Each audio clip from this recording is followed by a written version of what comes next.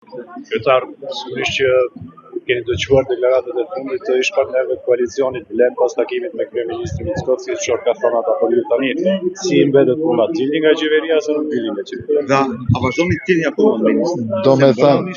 Do me thënë, ne kishim takim me kryeministrin para 2 ditësh, tham që do të vazhdojmë të bisedojmë, do jemi në komunikim. Për veprimet më të tjeshme ju informojmë përsëri. Tani kush do ju pajtojë më përpara? Mickoci me Blenin apo Ahmeti me Selën? Kemi nevojë për facilitues, as andej as këndej, kështu që ne jemi partia autonome, të gjitha vendimet i sjellim në organet tona partijake, çdo herë për të mirën e Aleancës për Shqiptarët, që qëllimi përfundimtar është në tetor Aleanca për Shqiptarët të del me sa më shumë komune.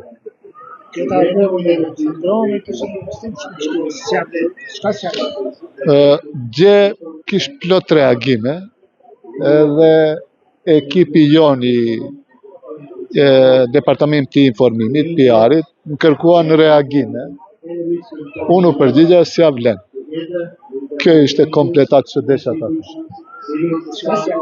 Ka gjëra që vërtet nuk ja vlen të komentohen, edhe unë mendoj se disa politikani shoh me shumë emocione, pak duhet të triggerojsh diçka edhe me njerë të vjellin.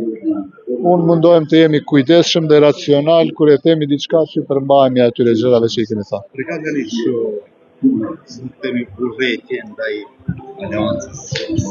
Dgjoni, në qoftë se analizoj tash profesionalisht, subkonscienca është punë që nuk e kontrollojmë ne. Vetdia është atë që e kemi edhe mundohemi të tregojmë para njerëzve, të dukemi ashtu. Për të pas kaq vlerë duhet kohë, periudhe gjatë të jetë akumulu energji negative dhe them kështu bindje të keqe. Dhe ndonjëherë duhet vetëm të triggerosh ndonjë njeri, dhe shpesh e përdorim edhe në psikologji, për ta nxjerrë atë që e ka në subkonsciencë.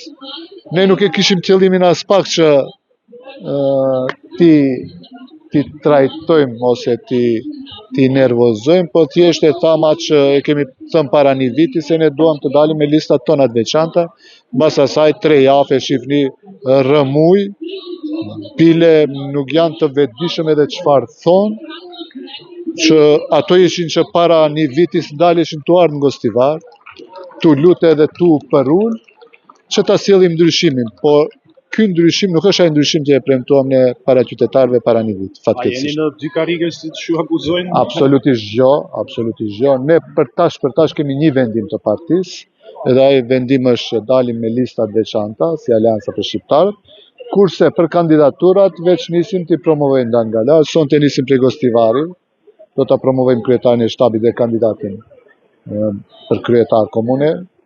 Të dielën e promovojmë në Vrapçish, dal nga dal gjitha komunat i formojmë shtabet dhe i promovojmë kandidaturat tona.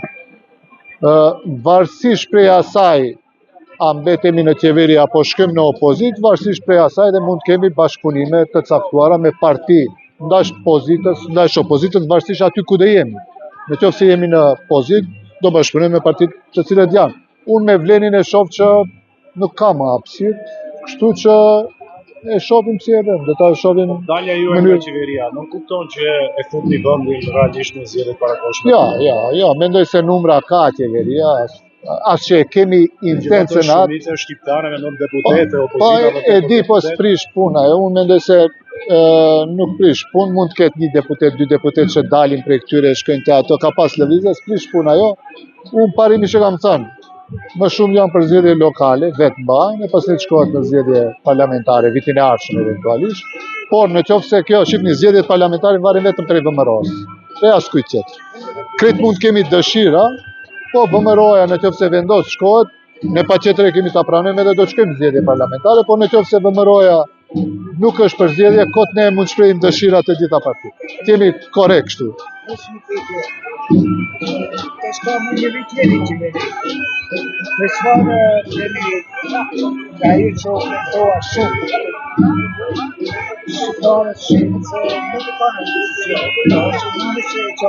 ku ka veci pasi? Dgjoni, unë thash, e kam thënë edhe më para, se Problemi ka qenë që asnjëherë në Maqedoni 4 parti s'kanë qenë bashkë në qeveri. Asnjëherë s'ka ndodhur. Tash ishin 4 parti. Ideologjikisht komplet kundër. Çdo kush me mendjen e vet, çdo kush me qëllimet e veta. Unë për vete prej para vitit 3 fillova ta ndjej Aleancën për Shqiptarë sikur e huaj aty. Edhe në shkurt ndodhi që vetë shifeshte se ne jemi total të desinkronizum, kur je total i desinkronizum, dikush e shfrytëzon atë. Dukemi keq, unë kur e them dukemi keq, ato më thonë jo super jemi. Konstatimi juaj tash ju e thoni si gazetar se s'dukeni mirë.